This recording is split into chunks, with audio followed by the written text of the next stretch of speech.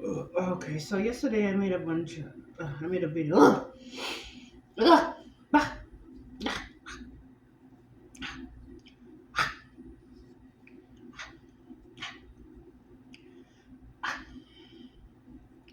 I made a video about my Tourette's and a bunch of other topics. It seemed like today I'm gonna probably do something similar. I just don't have a topic yet. Um, I think I need to find a way to edit this video because, truthfully, I don't want to hide my Tourette's. That's the thing. I don't want to hide it. I just feel like there's gonna be pauses. Ugh, pauses in between, which maybe that should be the topic. Why am I pausing?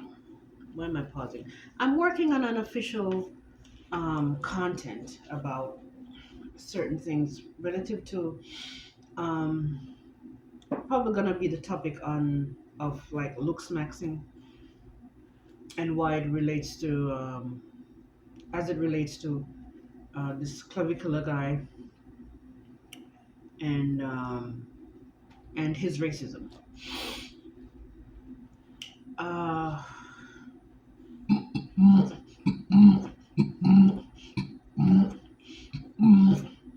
I got up this morning and I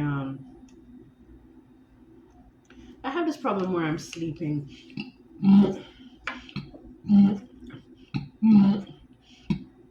I can't go to bed early,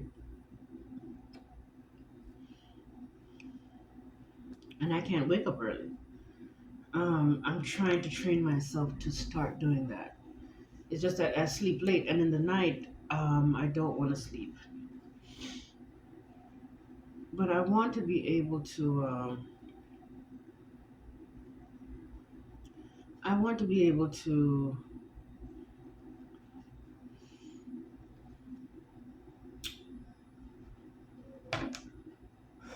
go to bed at a reasonable time, wake up 8 hours later, get ready for work, or whatever I'm doing that day. Um,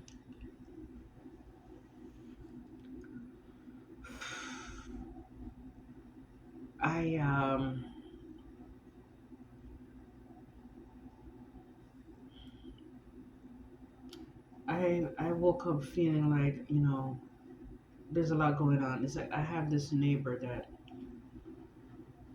um, because of my social anxiety, I'm not very social with her, but she's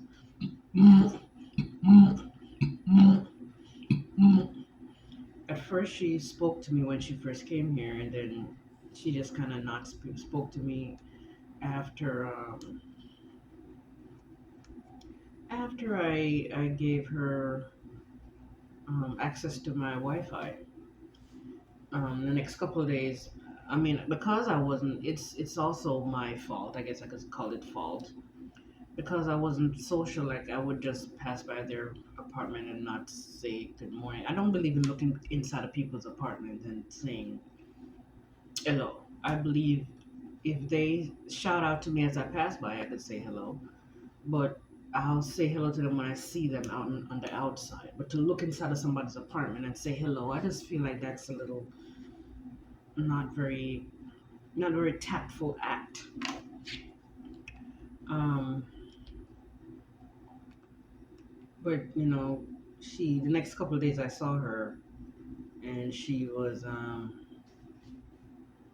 what? And she just kind of I said hello, she didn't say hello back, and then some like a month later now, we're kind of cordial or whatever, um, where we might like exchange words a little bit. But still, I'm still suffering with the social anxiety, not being able to be myself in front of people and actually say what's on my mind to them, my opinions of how they are and live their life. And I don't know how to be my exact, I don't know how to be my exact,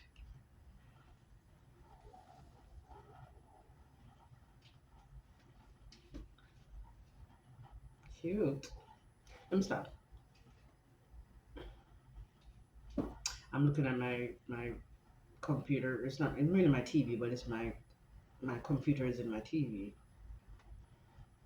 and I'm like, oh my god, there's some nice African guys in these skits. Um, I might have to go to Africa. I don't know.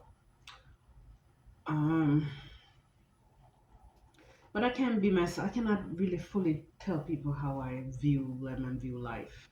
I feel this thing in my stomach telling me not to speak. Don't speak. Don't say it. You can't say it.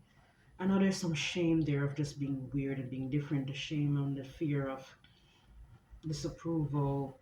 Um, okay, let me stop doing these videos because now I got lust in my heart.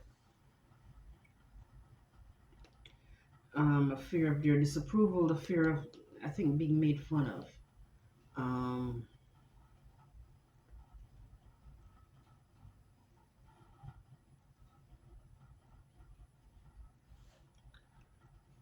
for being weird.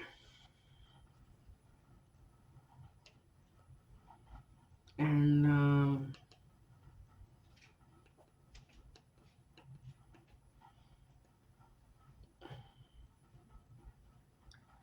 I think I suffer with that trauma deeply as a child, all through my childhood, my teenage years, not being able to, express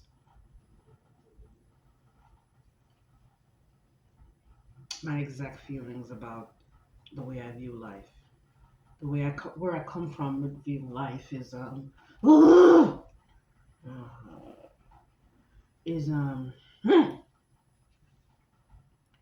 is uh,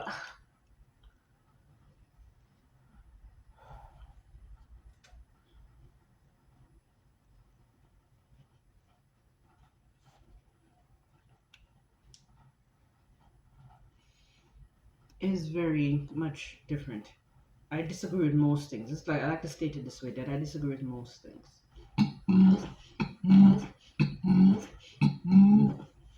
The stuff I feel in my stomach now is I know there's some shame there.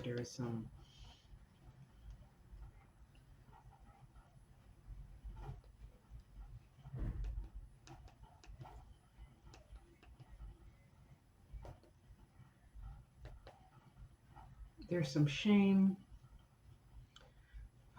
relative to just being these different parts. I spoke yes. Yesterday's video I spoke on it on these different parts of myself and how I was fragmented and I had to cope by becoming these different versions of myself. And I have a different face for different people. Like in front of my family, I'm just one-dimensional, shy person that is. They see certain aspects, small aspects of different aspects of these different parts, if that makes sense.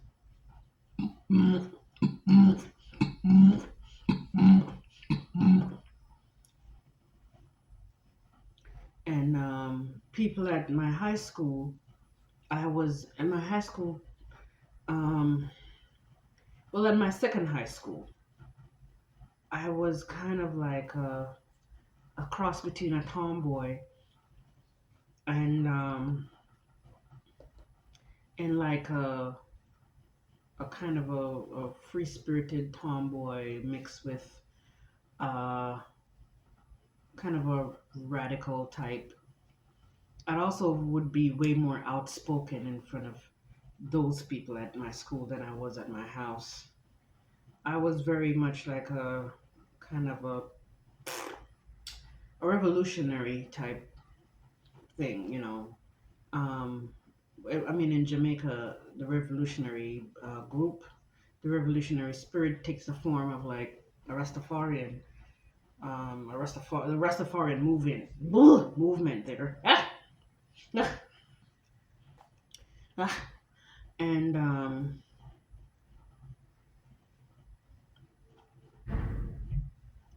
that I was a little bit. This one time I had a sister of mine. She make I guess knit and crochet. Now she makes, as far as I know, she makes leather stuff. She's a Rastafarian herself. And one time she had made this knit or crochet bag for me with these Rastafarian colors in it, and I used to take it to school. And the people used to perceive me as being quite a Rasta-ish. And I guess I was kind of, but I was never really a full blown Rastafarian because I mean I didn't have dreadlocks until years later, like years after I left school. In 2006, I started dreadlocks, and even then I never really would call myself a Rastafarian per se, but I was immersed in that community to some degree, and I had a Rastafarian people that I knew from Jamaica and even in America that I was cool with. One second here.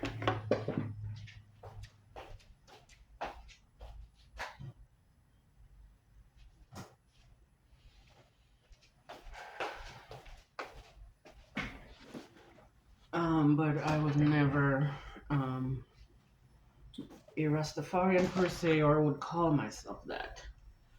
Um,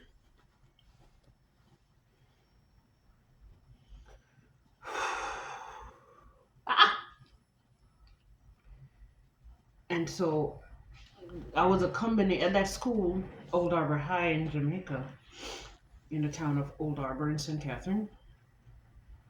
I was a combination of a kind of a what people would call roots girl in Jamaica. I was very different, a kind of a Rastafarian oriented, well, not a Rastafarian, but kind of a different kind of outside of the box type person. Also, I was an artist. I was in the art class a lot. I would draw.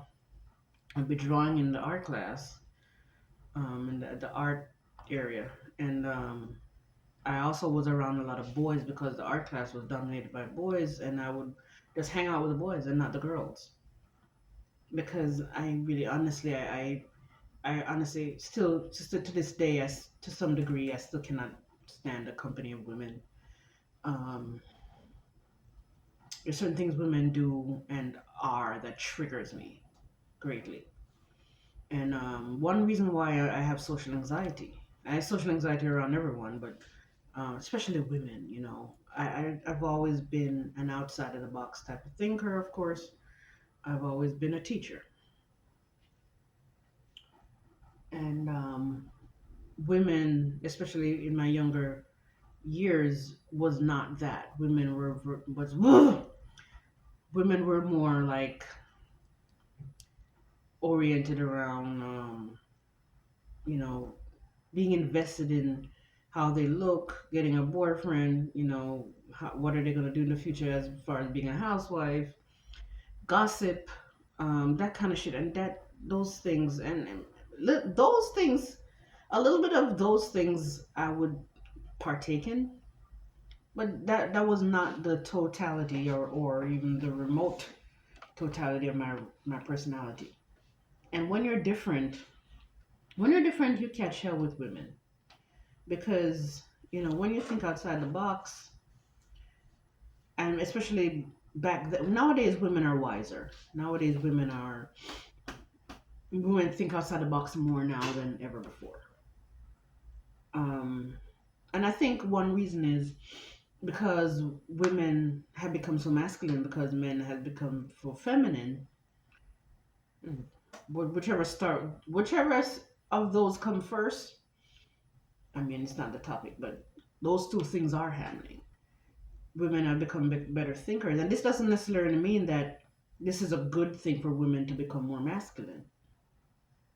But every sometimes some negative things, I don't even know if I should call it negative, but that in and of itself, that idea in and of itself, women becoming more masculine as they are in today's world, is not really serving them, as not serving us as a society per se.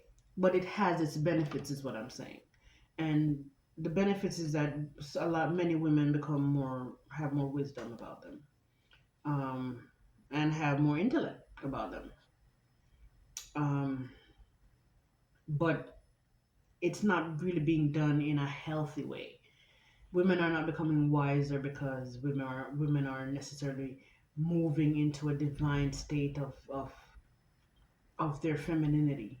It's a kind of a, what do they call that, default, a kind of a um a kind of an occurrence that is coming from, let's say, unfortunate events and a kind of a unhealthy route, but it has its benefits. Just like anything in life that may not be a benefit per se, but it comes with certain perks.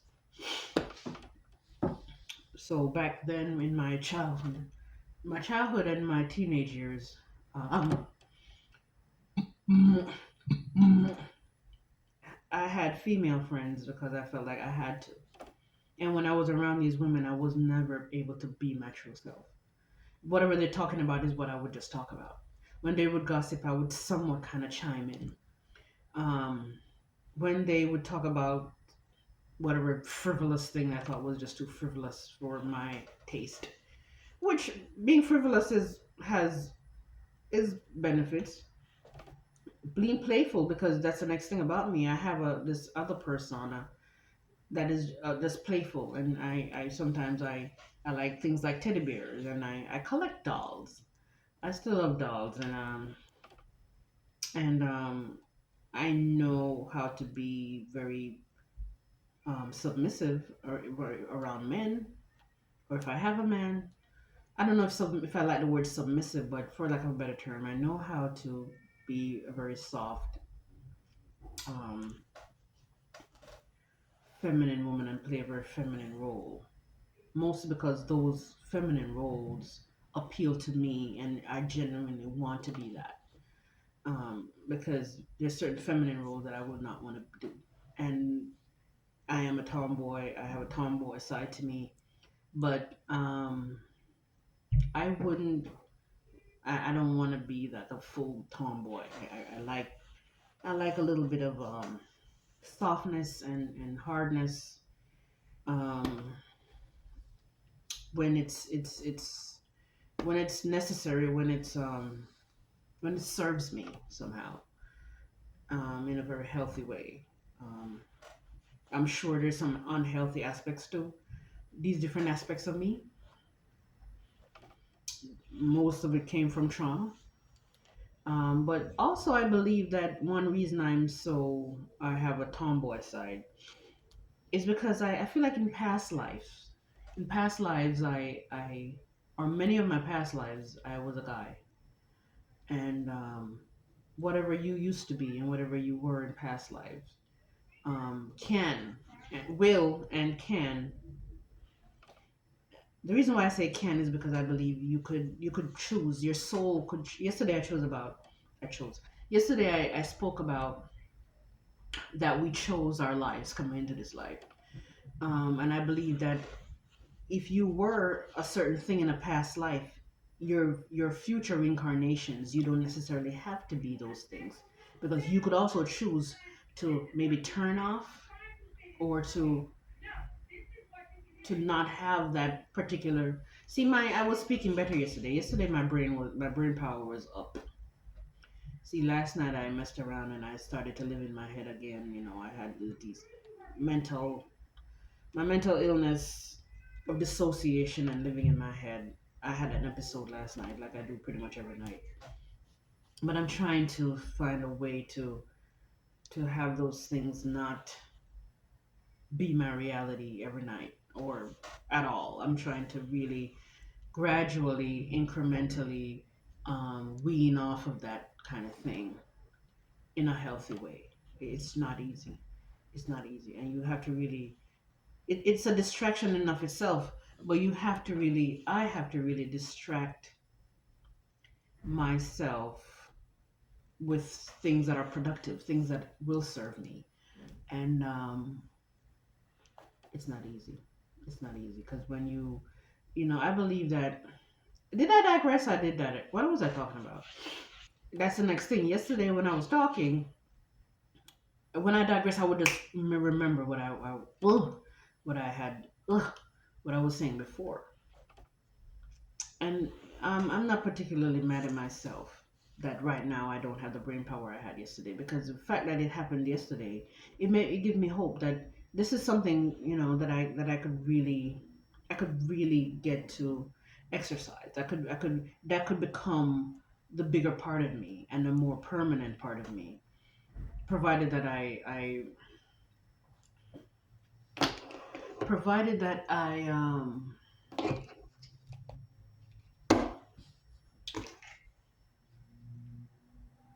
yeah, absolutely. Provided that I the night before and the day before and every moment I try to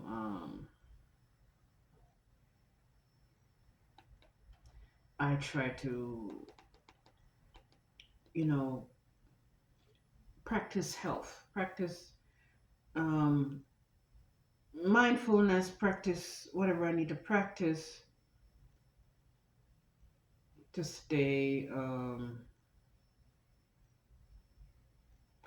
stay in a more I don't want I guess balance. I don't know if that's the right word, balance state. But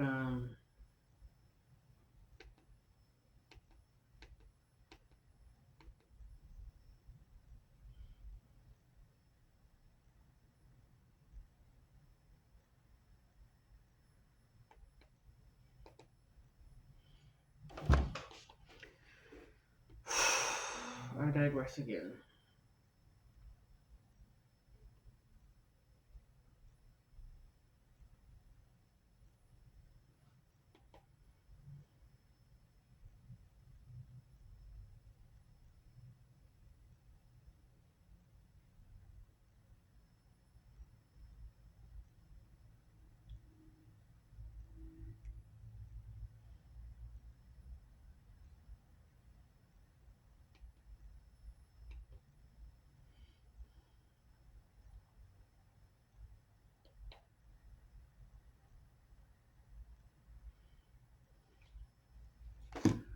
Um, yeah. So back to the topic. Okay, so maybe I'm a little better right now, remembering where I digress from. Um,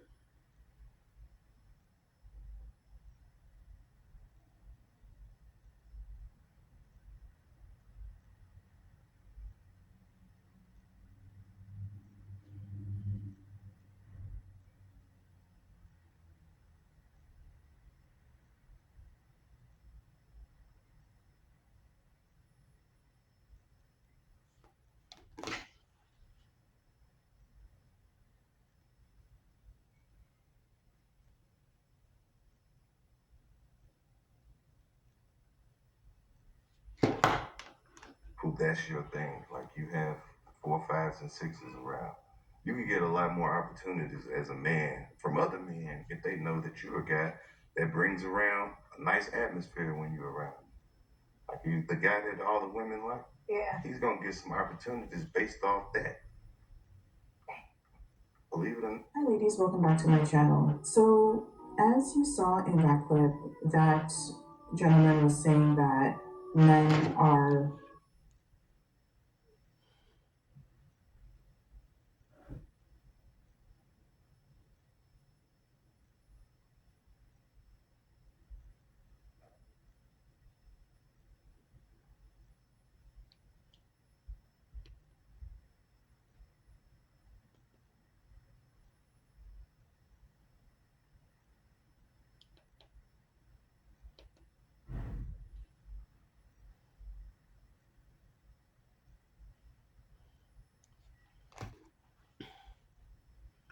um,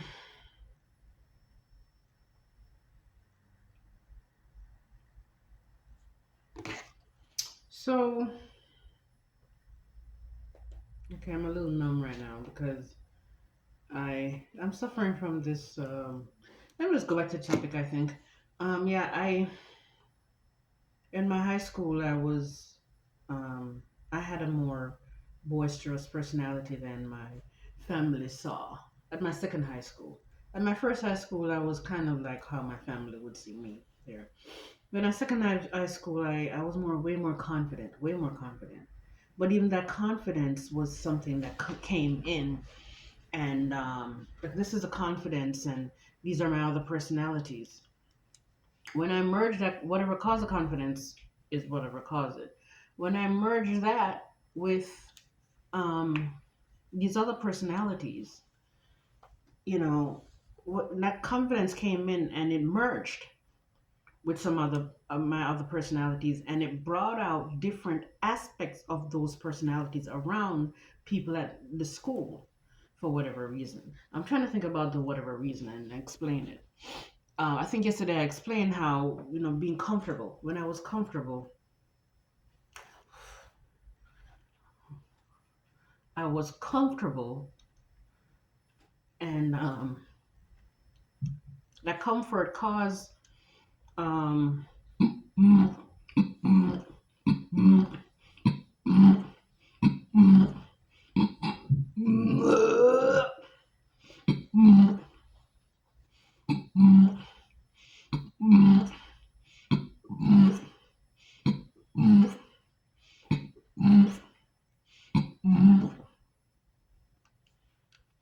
that comfort caused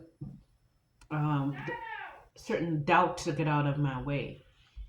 To cause when that doubt came out of my way, I was able to raise my vibration, went up to a certain extent, and and then different aspects of my personalities raised up as a result. And I believe it's the same process that happened at the school. You know,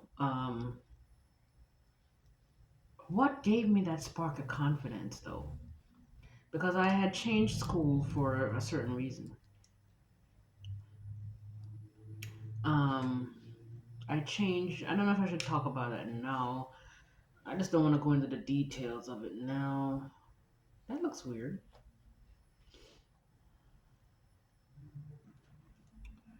Um,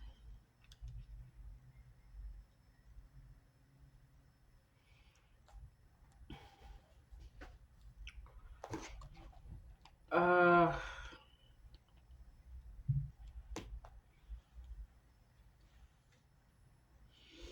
And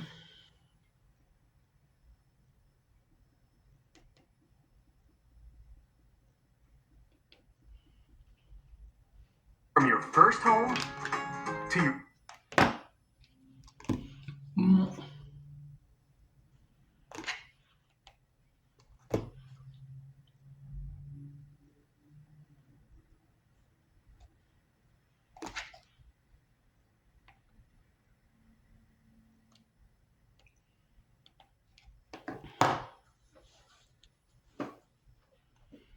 um,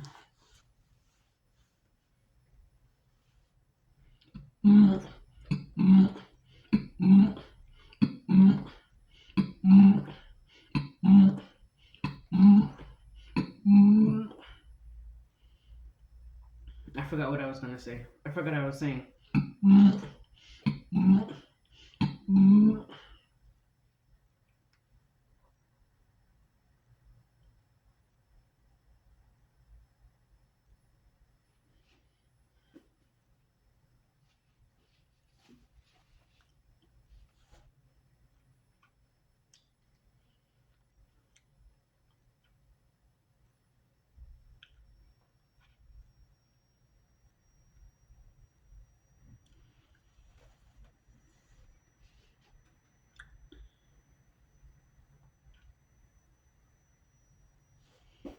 What was I saying?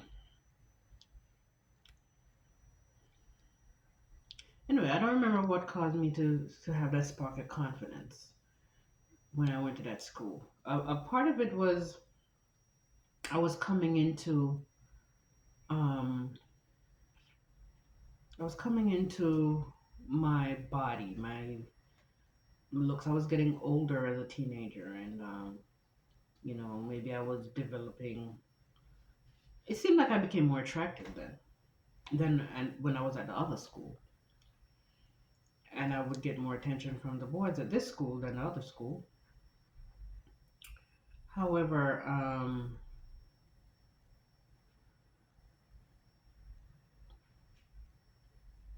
however, I don't know for sure that's the totality of what caused it. I doubt it. Something else must have been there. Um, Well, maybe it was. Maybe it was a big part of it. I don't know. So I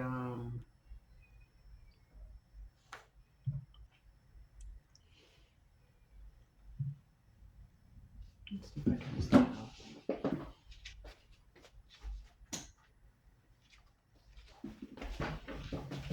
You mean to tell me that that light was on yesterday? It was a daytime. It was a daytime, but even then, it was. Yeah, the weather is terrible outside. It's gonna be like, hold on.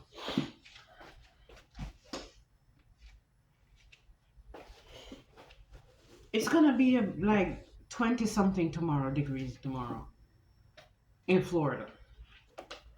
I'm in Central Florida. It's gonna be like 20 something degrees. This is craziness. You know, South Florida. I really like South Florida. I just don't feel like I'm safe there. But South Florida was the weather. I don't think it's gonna. I don't think it's gonna. South Florida's gonna go colder than 40. I don't even know what on the lowest on average it goes down in South Florida, but this is craziness. This is craziness.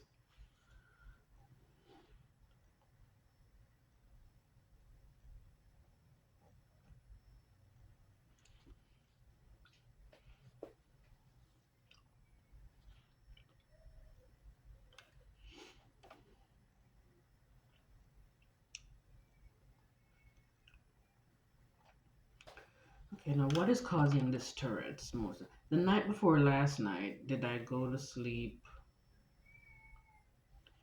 I think maybe I went to sleep earlier, and I didn't take a whole lot of time to live in my head,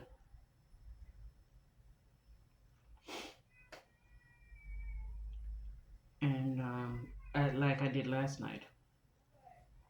Yesterday, after I made that video, I was so excited I started to celebrate, and then I forget. I don't realize that my celebration, for the most part, by myself, is living in my head. I start feeling like, oh my God, I'm getting better.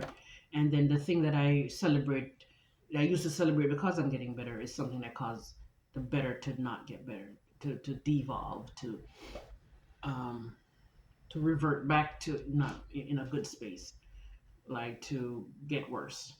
I don't think it's actually getting worse, but it caused the improvement to dip, if I could say it that way.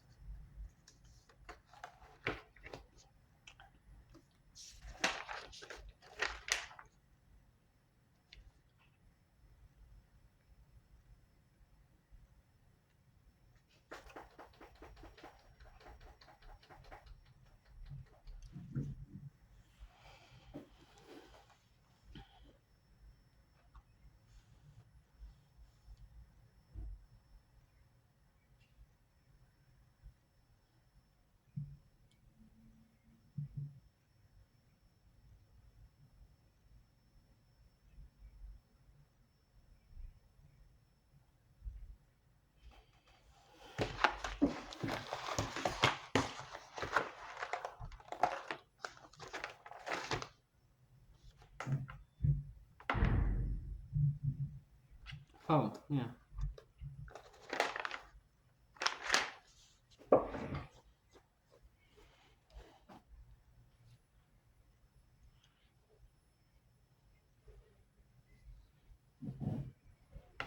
Okay, I'll just do that.